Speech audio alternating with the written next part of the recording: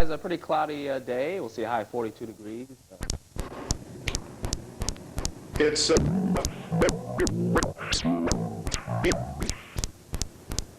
2003. Steve Moby.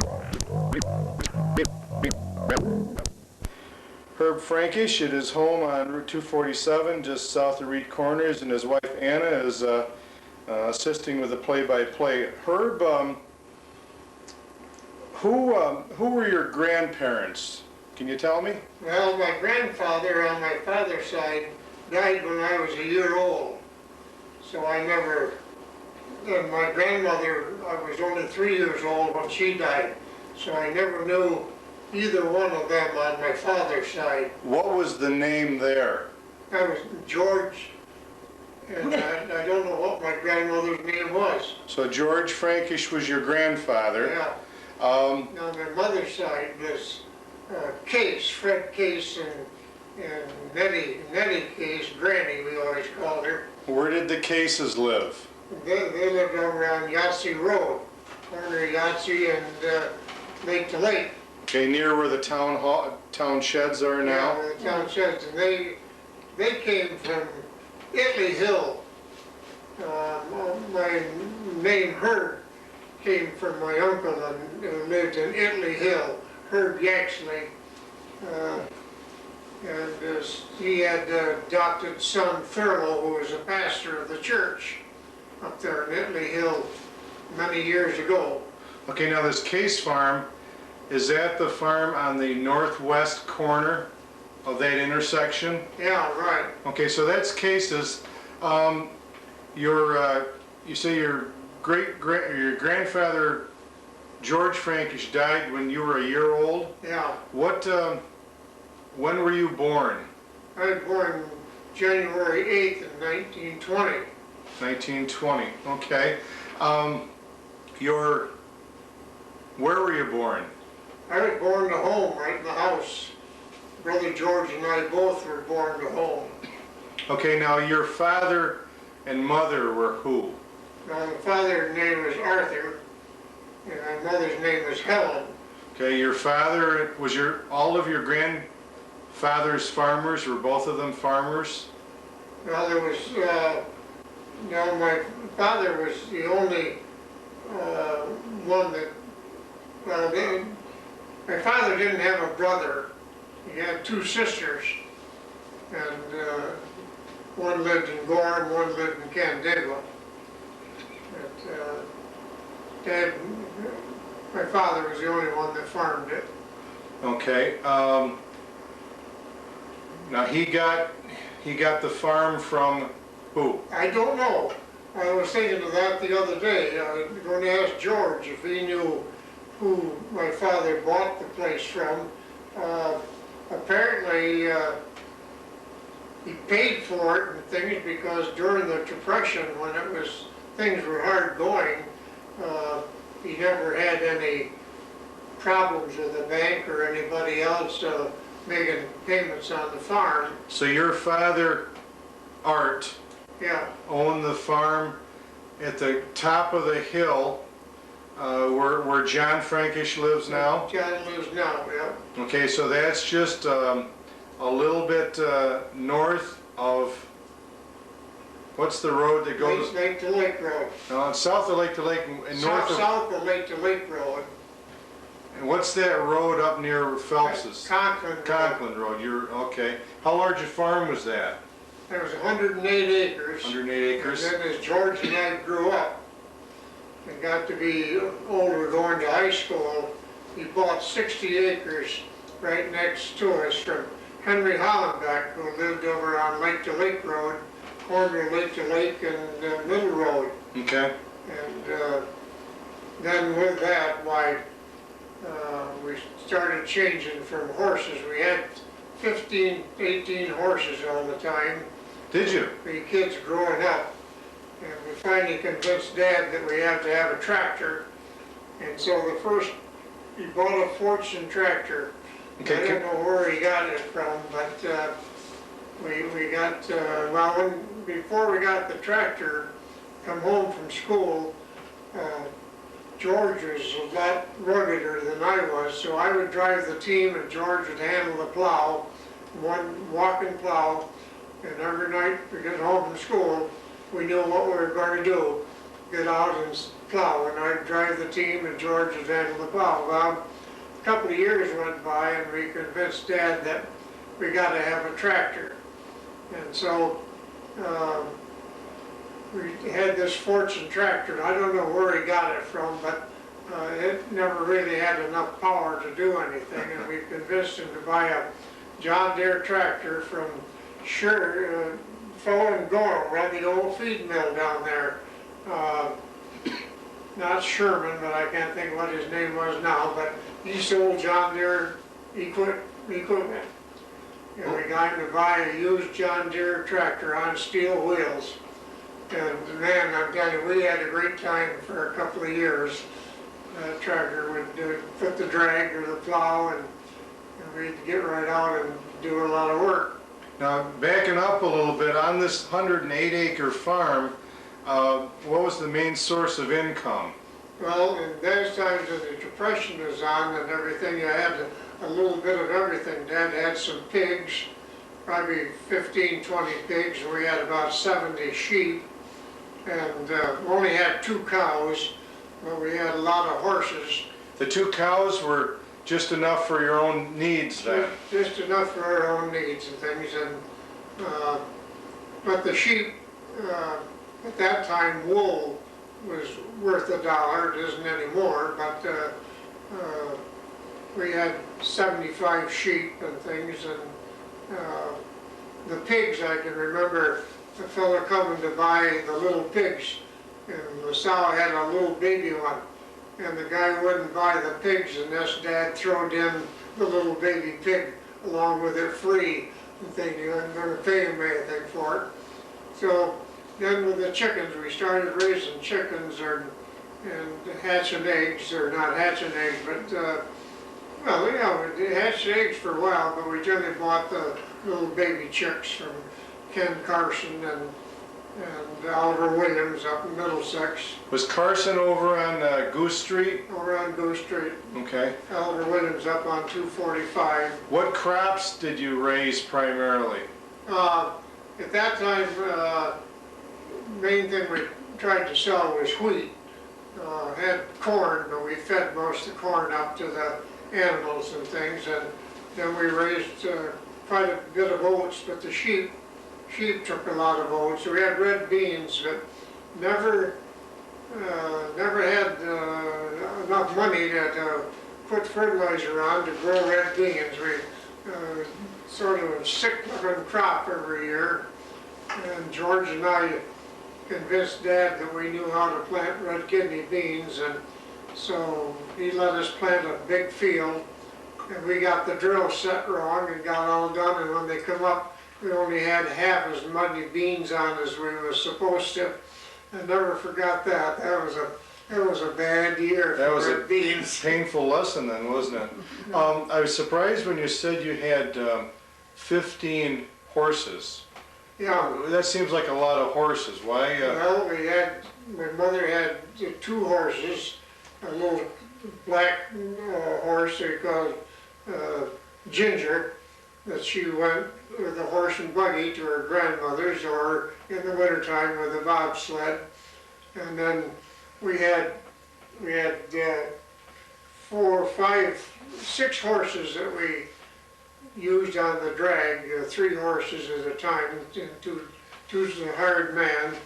And then we had 2 more horses that we kept when we were cutting grain with a corn binder or something. I put 3 horses on the binder, cutting wheat and things. And then we always had 1 or 2 that Dad was always jockeying around with somebody to, what's the name, up on Dead Man's Curve, Otto Kreschke was always coming in with a horse to sell and things. And so, now where was Dead Man's Curve?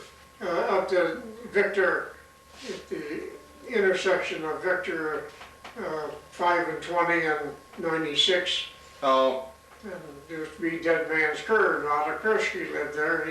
He he was a horse jockey, and Dad liked him and things, and so we bought, well, then Claude Gorton, he went into the farm machinery business and over on 245, Alice Chalmers.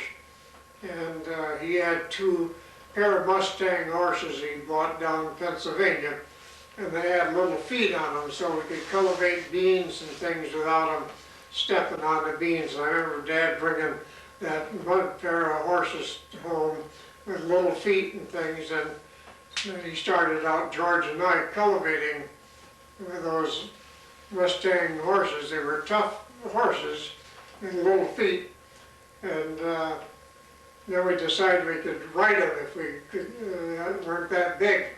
But the horses decided that we weren't going to ride them, and so that was the end of the riding of the horses.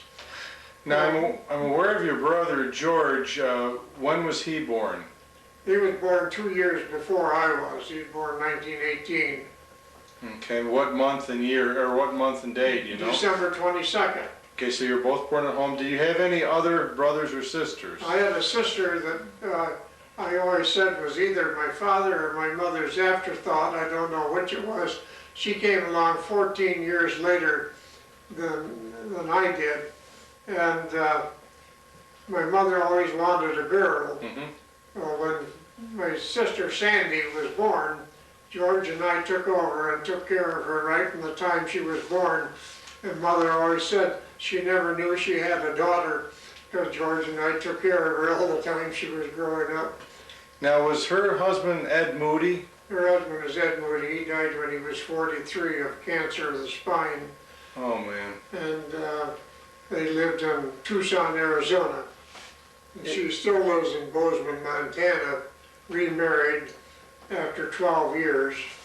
How often does she come back? Oh, I haven't seen her in probably 2 or 3 years anyway, since they were here. So her name is Sandy. Yeah. Well, so you were born in 1920. Tell me, did you go to school at Wilson's Corners? Yeah, I went all 8 years up to Wilton's Corners, and then took my regents down to Rushville in the high school. Now let's talk about Lake to Lake Road if we could for a couple minutes. Was Ethel Powell a teacher when you were there? Ethel only taught, I think, only 2 or 3 months. Our teacher, whoever it was sick or something, and Ethel Powell come, and I couldn't learn anything from her. I was afraid of her. I was scared all the time. And Gene Raymond down the road, my last friend that's still alive, he could learn from Ethel, no trouble at all. And he was the only one that all the teachers we had that he could learn from. Who were some of your other teachers? Well, we had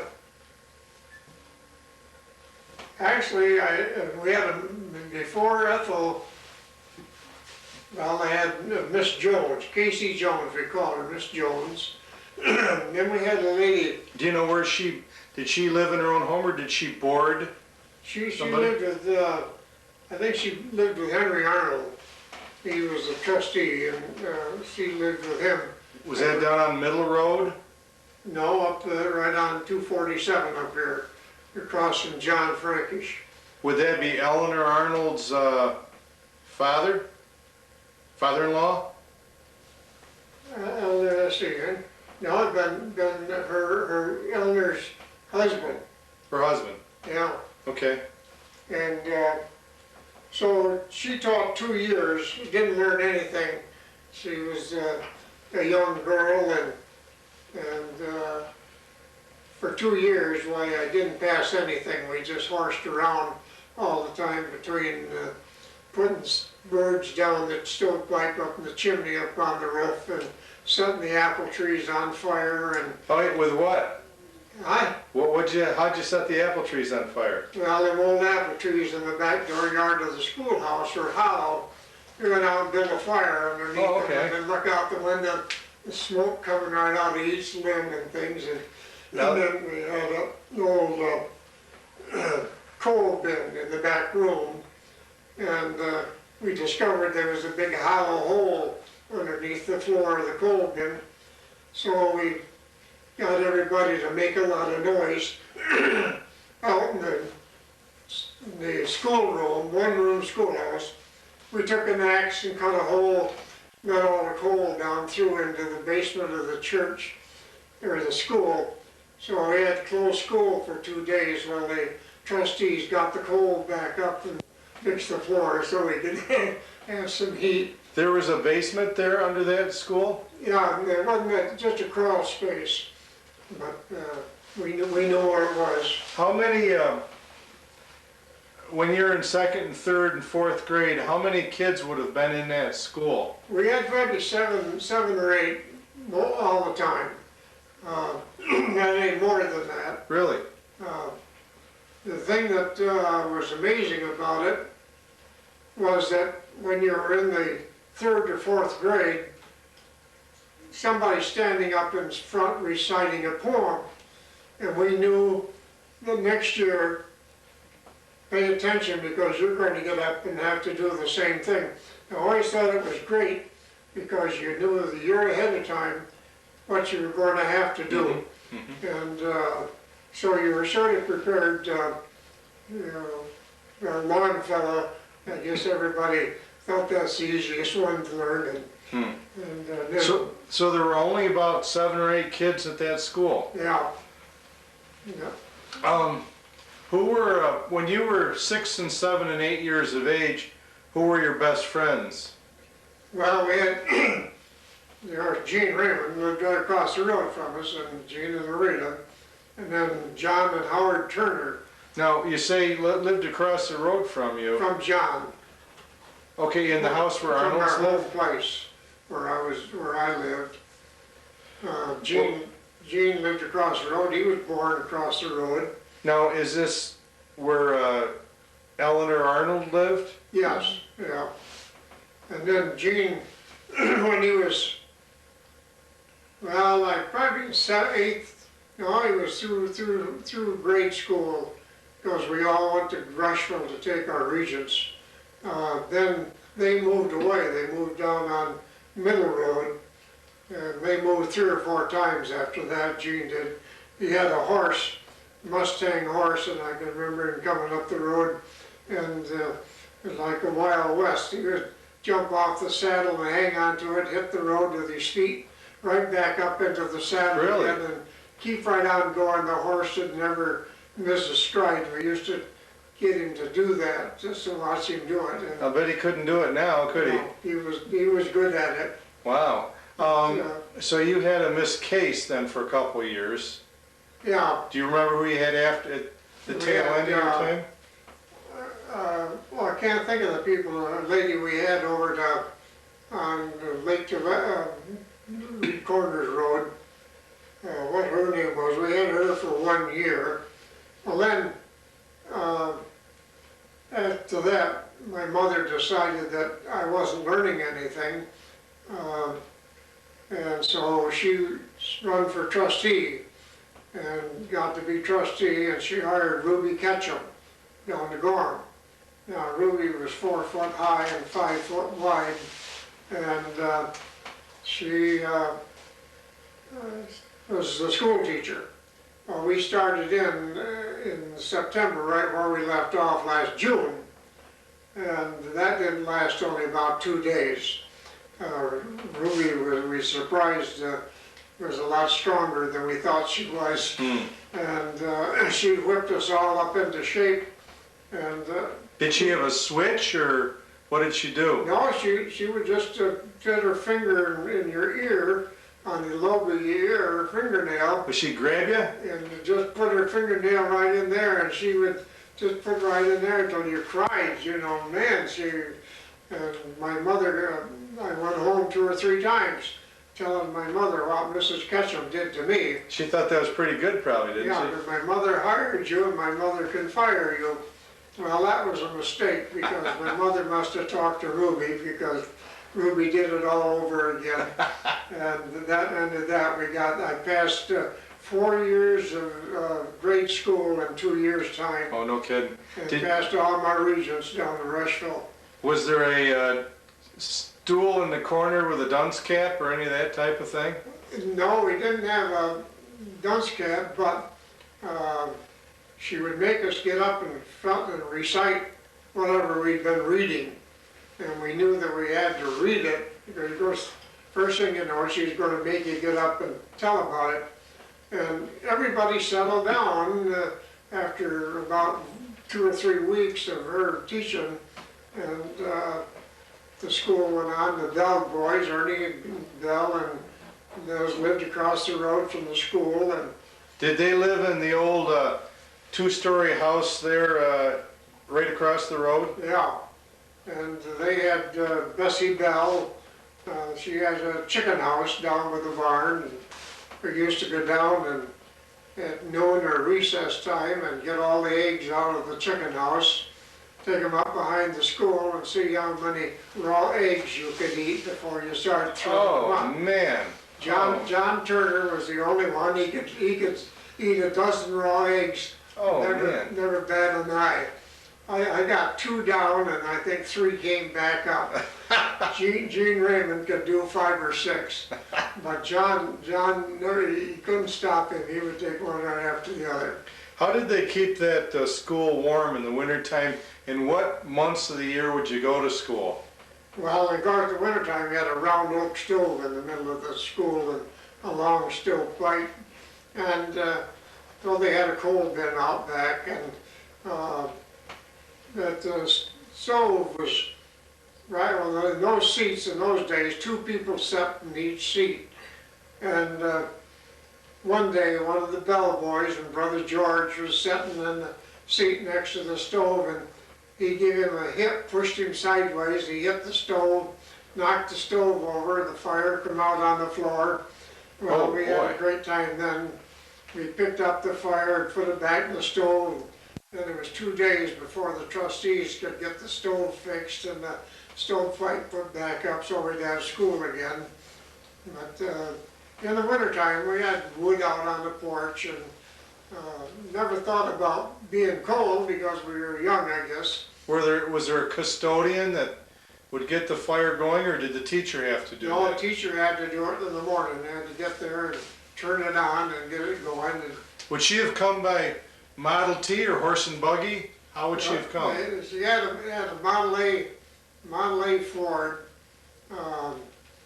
Ethel Powell was there for, like I say, maybe 2 or 3 months when somebody was sick. And I don't know how Ethel got there, but Miss Jones, when we were in 4th and 5th, 6th, 7th grade, she's had a Model A Ford car, but she was going with Henry Arnold, trustee, the guy that hired her right across from my father and mother. And so she couldn't do nothing with us. I mean, she could beat us with a rubber hose and it wouldn't mean a thing. So we knew that one day that she had a heavy date because she worked on her fingernails and her hair all day long. So at 4 o'clock in the afternoon, we got out of school, we pushed her car up to the flagpole. In those days, you had old tire chains. You always had to have a pair of tire chains, and we took them out of the car, passed them on the bumper and around the flagpole, tied them all in a knot, and then we got down in the ditch, the creek, and watched her when she came out. The last that I knew of, she was sitting on the running board crying like a baby. She may be still there, I don't know. I kind of doubt that. Do you have any idea how much a school teacher would have been paid, or wasn't it anything that you I were... think Ruby Ketchum got $1,100 a year. I remember 11. I know they were talking about $1,200. They didn't think they could raise that much money for a year and things. And the water you had to bring with drinking water. We didn't have a well. You had to bring it across the road, which was sulfur water. It was black. And you let it set in the pail long enough, it'd clear up and things, and we got so we could drink sulfur water. I assume you had a wood outhouse out and back? No, it was on the back side of the school, all fastened to the school. How was it? We Okay. didn't have to go outside. had two pit toilets, one on each side. One for boys and one for girls? Girls out. Okay. And Go ahead. Christmas time, I won the jackknife, and my father got me a jackknife. And oh, I was so proud of it. And I went in the outhouse to show the boys my jackknife, and I took it out of my pocket, and it slipped out of my hand and went down in the pit toilet. And I can see myself yet looking down and seeing that jackknife going out of sight down in the bottom. The first or second day of school. Oh, you must have been sick. Oh, I was sick. I couldn't believe I was sick. Did you dare tell your father what happened to it? I don't think I ever did. I can't remember really. Now, you were talking about Art Frankish as your dad. Yeah. There was a Thomas Frankish who lived up around there around 1875 and was related to George Mumby. Would Thomas have been Art's uncle, maybe? It could have been. I don't remember. But his name was Thomas Frankish, and he signed the citizenship papers for George Mumby in around 1878. So you don't know where a Tom Frankish lived then? No. Because you remember me telling you that Frankishes came from the same town in England that the Mumbys did. Yeah. And we stayed with a Roger Frankish when we were in England 2 years ago. In the summertime, when you were 6 or 7, did you have to do a fair amount of work, or were you able to play some of the time? No, we worked all the time. We knew exactly what we were going to do. We were, of course, in the summertime, we had chickens. We had to clean the hen house, and which we did about once a week. And then we had chores to do all the time. Husking corn by hand, putting in the crates. And Did you have husking bees in the wintertime? yeah, we had, later on, we had a corn husker. And George was big enough then so he could, Dad made a safety thing on it so he couldn't get so close to it. Then George, he got so he could run the old corn husker, and that's got us away from shelling corn and husking corn by hand. Now, did you shovel the corn and the husks into this device, or how did it work? Well, they were in bundles, and they put them up on a table, cut the string on the bundle, and stuffed it down in these rolls. And the corn would go down through, and the ears would come out the back. And then the husks would go in a blower, and they'd blow them outdoors in the barnyard. And the cows and the horses would eat that husk up and thing because it still has some juice in it. But we had to, had something to do. My father was a quiet man, and I never heard him swear once in my lifetime. Really? He was Really? And I never got excited. He must have got excited with George and I, but he never showed it and things. My mother was a little bit different. I mean, She was a disciplinarian? she ruled the roost and things. And so Dad was, he told us what to do, and we didn't say, no, we're not going to do it. We just simply, I think that probably the one thing that did happen that my dad probably was mad about, he told us to draw a gallon of oil out of the 50-gallon barrel in the garage, and for the Fordson tractor. Well, in those days, that 50 weight oil run pretty slow. So we turned the spigot on, set the can under it, and we decided we had time for a small ball game. George and I went out and we started playing baseball. Pretty soon we saw oil running out of the garage door down the track where the car drives in. Well, we run and shut the thing off and call Mother up. First thing you want to do is call Mother. She come out with it, I can see her coming out now with a tablespoon and a bucket and some cheesecloth. And we gathered up all the oil and run it back through the cheesecloth, strained it out into another pan and one thing another, and Mother put it back in the barrel. I don't know whether Dad ever knew what happened or not. How much oil do you think Yeah, we ran lost out? probably a couple of gallons Oh, okay. of oil, but boy, Jordan and I were pretty sick. We didn't believe that can would have been that full that quick. But back during the Depression, that would have been a pretty big Oh, waste. You better believe it. You didn't, bought that oil from Morris Esty, you know, around Hopewell. Yeah, and so a lot of those things that we never knew what it was to have any time off, and yet we didn't complain a bit. Did you go ice fishing or swimming any place? No, we never went swimming and we never went ice fishing.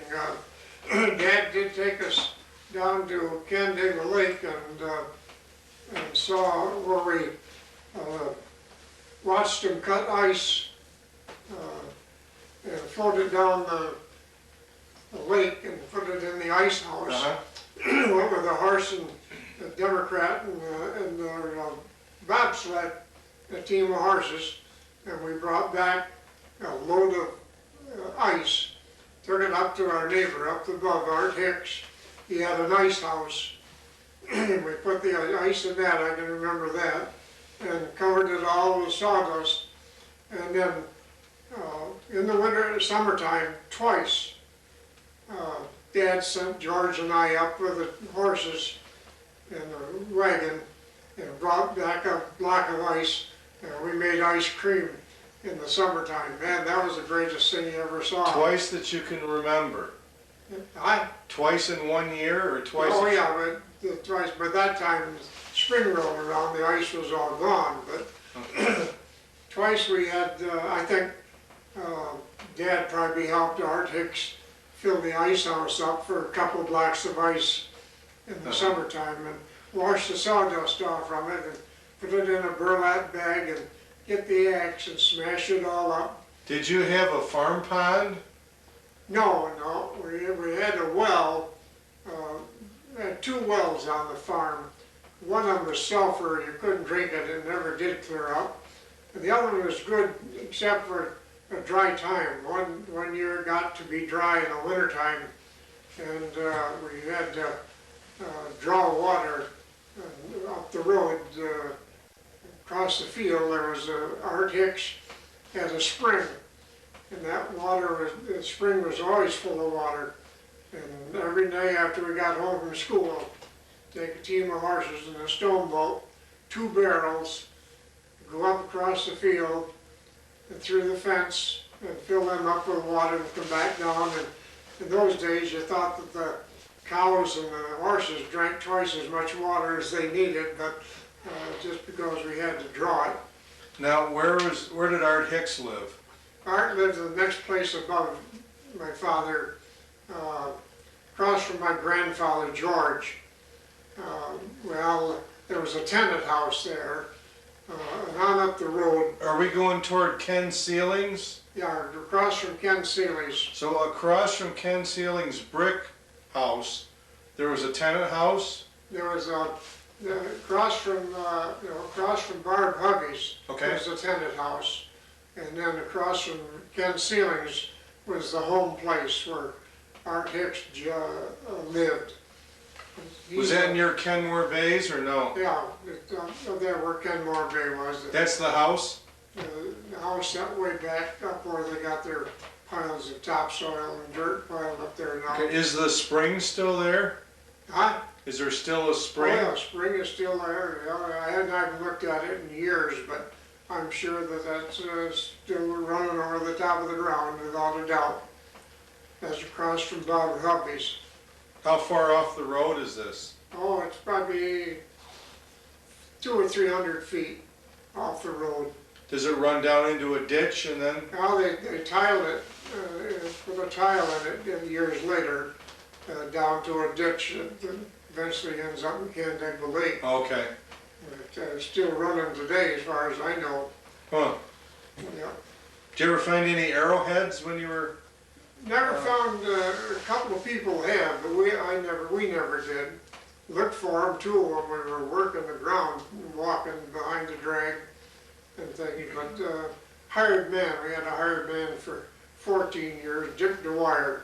He couldn't read nor write, and he lived over on Conklin Road, but stayed with us during the summertime and things, and then he worked in the wintertime for splitting wood and one thing and another for a pair of coveralls in the spring or overalls and maybe a pair of mittens, and mother would send food home for him to eat. He lived by himself? He lived by himself, and Is there still a house there? yeah, I don't know who lives in there now, but the house still there.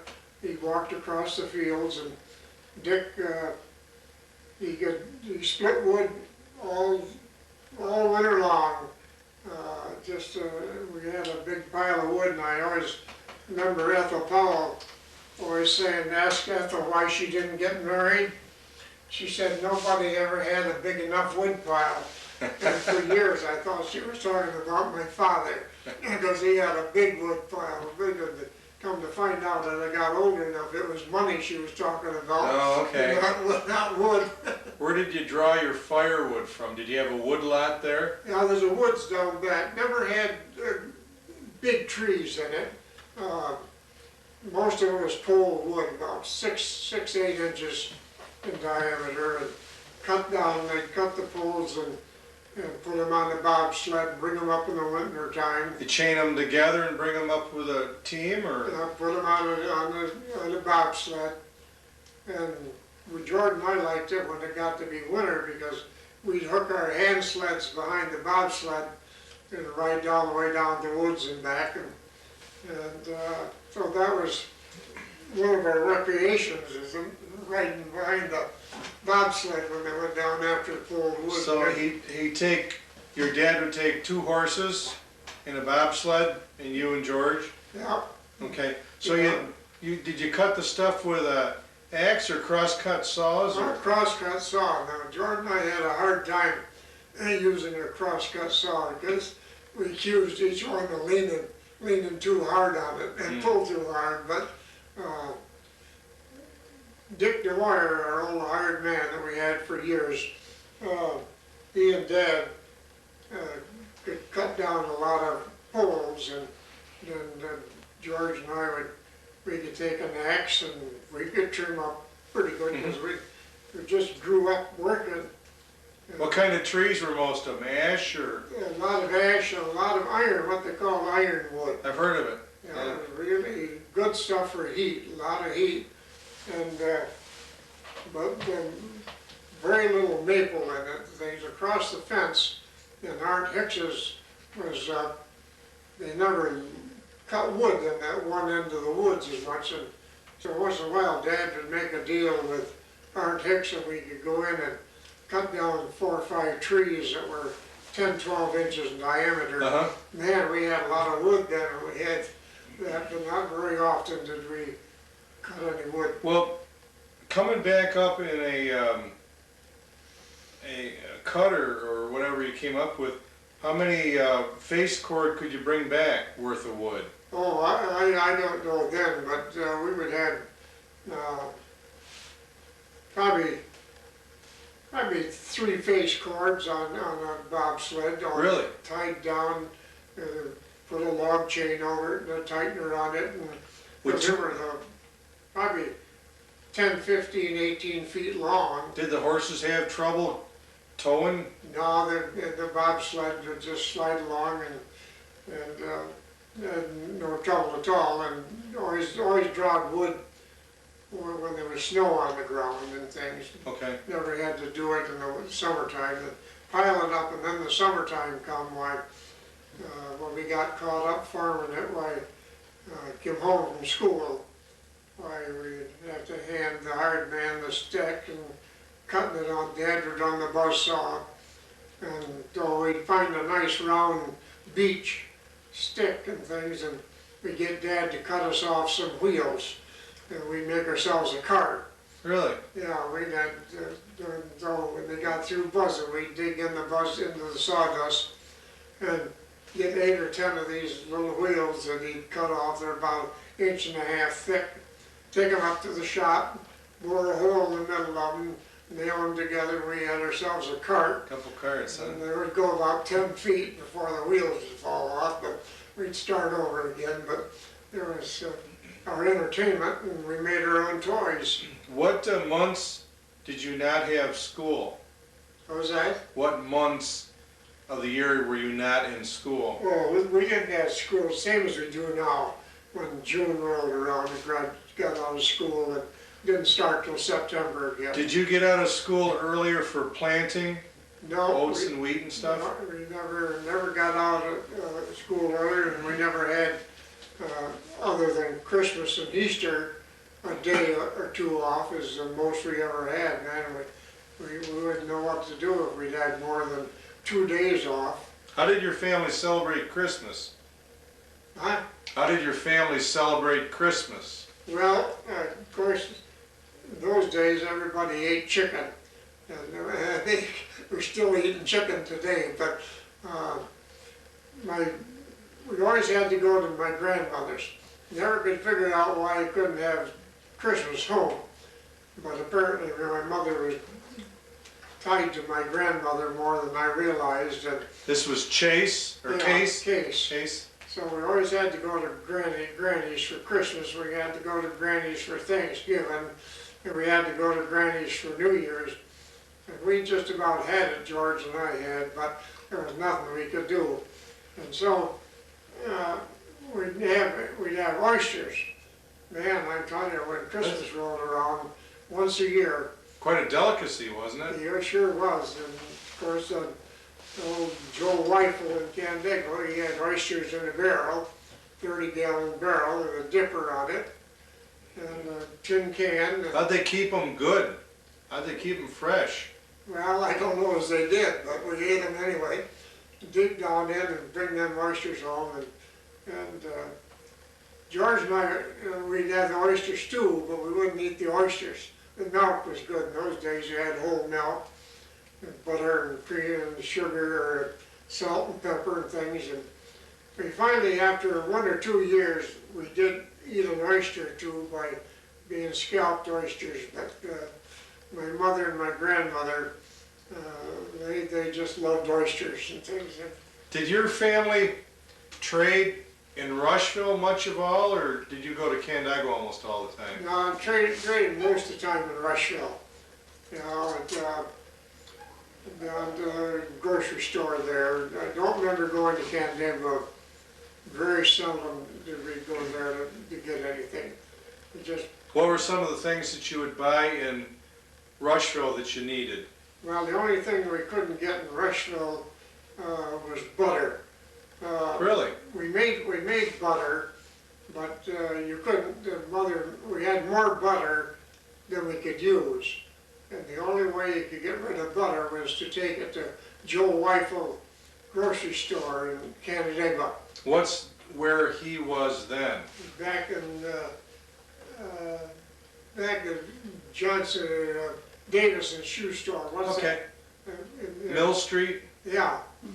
And Joe Weifel, he could take a 5-pound crock of butter to Joe and swap it in for bread, or once in a while we'd have some oranges, very seldom, but he could swap the butter in, and I never forget, Mother was we were churning butter, and Mother would add the butter out, the cream out in the back room, waiting to get enough to make butter, and there's the mouse in the cream. And so we fished the mouse out, made the butter anyway. Sure. Now George and I are not going to eat the butter, because the mouse in it, but we made butter, put it in the crock, turned it to Joe. Weifel swapped it in for, and George and I to this day think we got the same butter back that we took out and had the mouse in. I can't even remember that. Oh man. Just as plain as day, but How'd you keep the cream fresh waiting to make the butter? it stayed cold enough in the fall of the year and things. We didn't make butter in the summertime. I had butter with my grandmother and my mother. My grandmother lived with us for a long time, and they loved buttermilk. Well, we tried drinking buttermilk, George and I, a couple of times, but that didn't go over too good. But my mother and grandmother loved buttermilk. Yeah. story about the Oh, it's- spoon? When we At was Granny's? going to my grandmother's for Christmas, and those days they had, the dishes they had were real heavy plates and things. They were, China? yeah, they were, and we got through dinner, and Mother and Granny had picked up all the dishes, and they put them in the table out in the kitchen, piled them up, and I don't know, I could about 5, 6, maybe 6 years old. I wondered what was in the plate. So I pulled on the table, and the table tipped over, the leaf was sticking out, I didn't know it. And overcome all the dishes, everything down on the Oh, floor, man. smashed all over. And there was a tablespoon, teaspoon, and the teaspoon got a dent in the back side of it. And, well, they picked up all the dishes and everything, and of A course. lot of them break? Oh yeah, a lot of them didn't, they were so thick and heavy.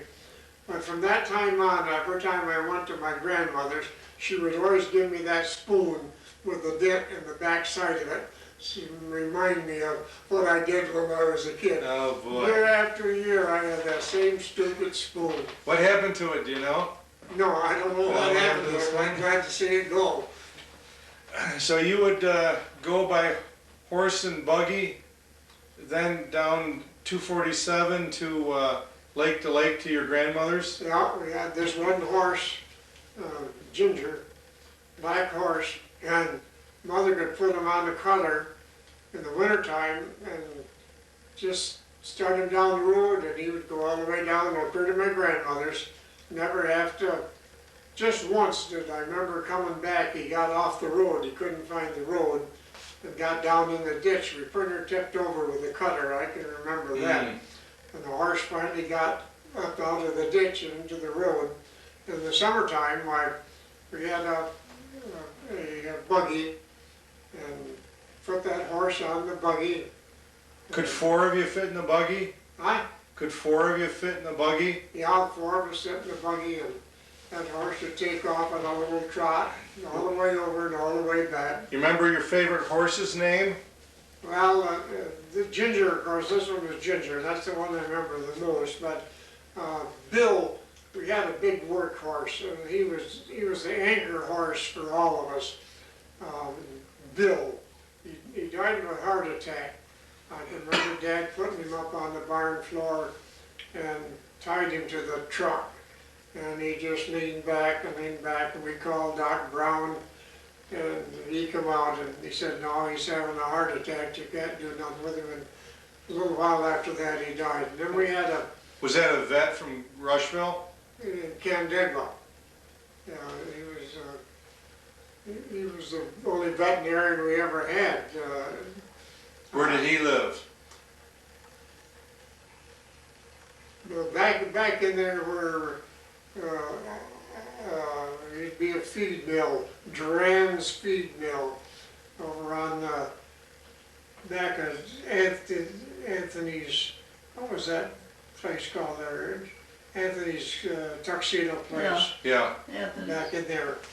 And Duran had a feed mill there. And so with what was we talking about? The horse that died. Doc Brown lived back there, and he was the only veterinarian around. And I'm not sure he was even a horse doctor, but at least he got paid for being a horse doctor.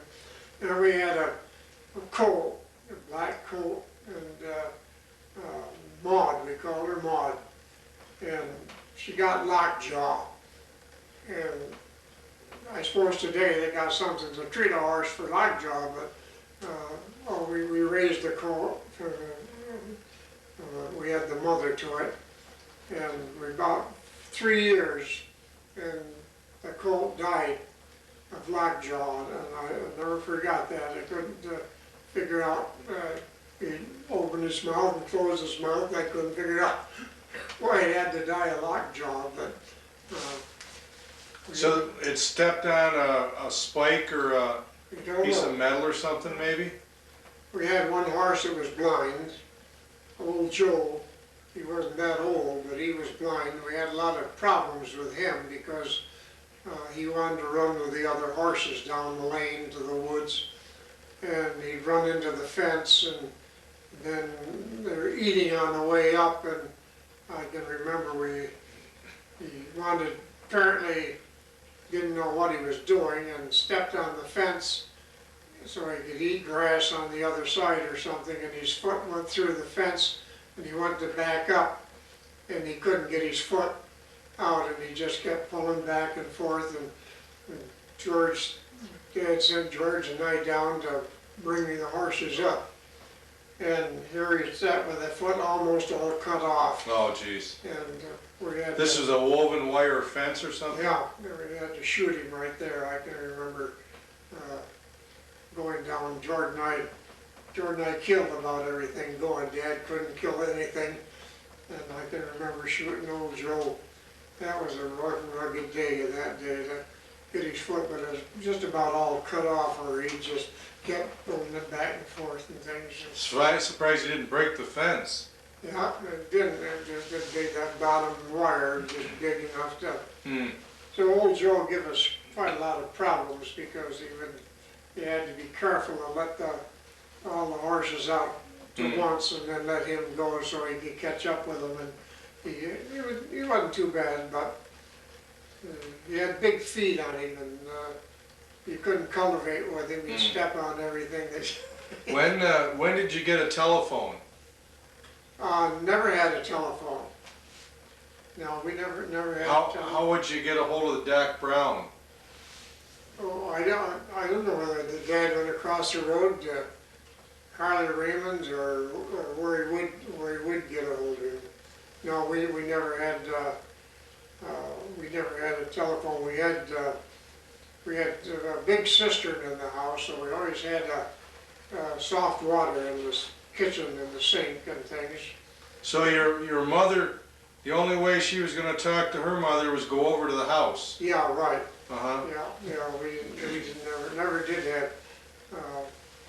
No, when I started going to the inn, the boats had phones and the mummies all hooked together Yep. and things, and but we never did have. You went to Rushville to high school. Well, I went to Rushville to take my regents, Oh, and then we went to Gorham School that fall. did you graduate in '38? Graduated in '38, and we had to walk from home over to Yahtzee Road and Lake and Yahtzee Road to pick up the school bus. And they You walked from your place over to Lake Road. Mhm. Did you go by road or cross lots? No, right road. Yeah, and for 2 years we walked over there. Then the bus came by. Then man, we had it made then. For 2 years we could ride to school. We had Dad once in a while would let George take the car, but not very often. We had an old Nash car. Because he didn't want to spend the gas? Yeah, well, just my nature, my father, not when he wanted it, he wanted it. And so he would let George, he never let me drive it. He'd let George drive it. I don't know why. George was being careful or driver or something. Mm-hmm. But we never had a, well, when we had that old Nash car until George and Francis decided to get married in 1940. Dad bought a new Chevrolet car off of Weller over the hall. Okay. 39 Chevy. Was that Reggie Weller's father? Yeah, Reggie's father. And Ann and I took it to Syracuse on our honeymoon, much as my father didn't like that either, but... What, going so far away or what?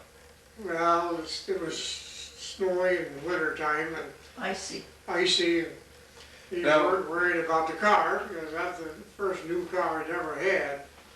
Now, what was your mother's name again? Helen. Helen? Now, the Frankishes went to church where? They all went to Methodist Church in Gorham. Your family went to the Methodist Church in Gorham? Yeah. All right. Did you go almost every Sunday, or? No, we didn't. We went, well, when we were young, up until we were probably maybe seventh or eighth grade, we went pretty steady because I don't know where it is now, but I have a little Bible from the Methodist Church when I was in second or third or 3 years old or something for reciting the most scripture or something like that. So you'd go down to Gorham and then you'd come back and have Sunday dinner at your grandmother's? Oh yeah, I always had to have Sunday dinner at grandmother's. And once in a while we'd have duck. But after George and I found out how to get the feathers off the duck, that was enough of that. To pick feathers for a month, so we decided not to eat any more duck. But, Was it harder to get duck feathers off than chicken feathers? oh yeah, duck feathers just kept coming out and not coming out. We didn't realize in those days that you should have skinned the duck. Oh, But I like to butcher and things. I butchered pigs and beef cattle and sheep and things. And you and your brother and father did a lot of butchering? just me. Dad wouldn't butcher anything, but we hired a man to butcher, and I thought, no use paying him. I could do that. And so I got myself a set of knives, Huh. and for 3 or 4 years, I butchered pigs myself. Yeah, and I had no problem doing that. And Did the you, reason I decided to butcher sheep, Henry Arnold across the road, he just graduated from Cornell, and he knew how to butcher sheep. So we got a sheep and hung it up, and when he got all through, he had wool all over the sheep. It was greasy, you couldn't eat it. Mother, man, I can see her yet screaming because Henry got so much wool on that you're not supposed to get the wool on that fresh meat. uh-huh. So the next sheep, my dad says, you boys can butcher one and don't get any wool on the sheep. So I only butchered one sheep. And that was too much work trying to keep the wool Oh. off of it. Did you have to help make soap? No, but they made that old lye soap. Man, I'm telling you, my mother, my grandmother, I can see that old tub out there yet where she would cut it into blocks about 4 inches square, throw it in the wash machine, and I don't think you could get soap out of it or suds out of it anyway, but the clothes come out, you could stand them right on end. So you was the driving force behind going to church your mother then? Yeah, my father never went to church. But he didn't swear. Huh? That's interesting. He didn't go to church, but he didn't swear either. Yeah, I never heard him swear once, and we never worked on Sunday. But he didn't go to church. And he didn't go to church, and we never worked on Sunday, and I never heard him swear in all my life. The only time I ever knew him to go to church was, well, my sister was probably 3 years old, and we went to the Methodist church in Rushville, and I can remember that. And So you were about 17 then. yeah, my mother had my sister on her lap, and I had false teeth back then, and I stuck my teeth out at. When you were 17? Yeah. Did you have a lot of dental problems? Yeah. My mother had false teeth when she was 16, upper and lowers both. Really? And my sister Sandy hollered right out, right in the middle of the store, teeth! And mother grabbed Sandy off my lap. That's the only time I ever know my father to go to church. Huh. Was there a revival or something? What was going on then, do you think? I don't know. I don't know what was going on. But mother always went. And So she'd take you two boys and go to church? yeah, Uh-huh. yeah, we went all the time from the time we were little kids. Did you ever decide you wanted to stay home with your father? Well, we probably did, but in those days you didn't say no, you were going to stay home. You just knew that you were going to go, and so you did. I don't remember when it came time that we were able to decide we're going to stay home ourselves and things. George was 2 years older than you. How did you and George and Francis and Anna meet? Well, the war was on. It was on at an A card for gasoline. And, So you met in 1941? yeah, George was 1940, 38, well, back in 38. George was going with Francis. I don't know how he met Francis. I think we all met at the same place. I don't know whether this, Christian Endeavor? whether Esther Turner was involved there. Anyway, you and I and George and Francis, and you and I rode in the rumble seat of the car that George had or somebody had. And we had a picnic at Deep Run. And I remember that. Okay, that was one of the first That was our first date. first date. Mhm. What year would that have been, Anna? Pardon? What year would that have been? I have no idea. Well, 30-something or other. Might be 35. Might have been. Well, you would have been 15 then. Yeah. No, Okay. I think you were in high school. Yeah. So we have in the. So you met at a friend's house then? You basically. We met at Deep Run. We had this kind of a blind date arrangement or something. And I'm not sure whether there was, one of the Turners who was along, I'm not sure. But Okay. I know that the four of us went and we had a I went with Ann hot for dog roast. a number of years because I didn't marry her until 38 or until 41. So you got married in 1941. Mhm. When did George and Francis get married? They got married in 40. Now, did you get married at the Baptist church down here in Reed's Corners? But the further one on the other road. Yep. Mhm. Yeah, where Daly is now. Okay. George and Francis got married out here, right? Or in this house, I think. Yeah, the reception was out in the dooryard out here. Okay. Anna, was it fairly common to have weddings at the home back then? Fairly. Mhm.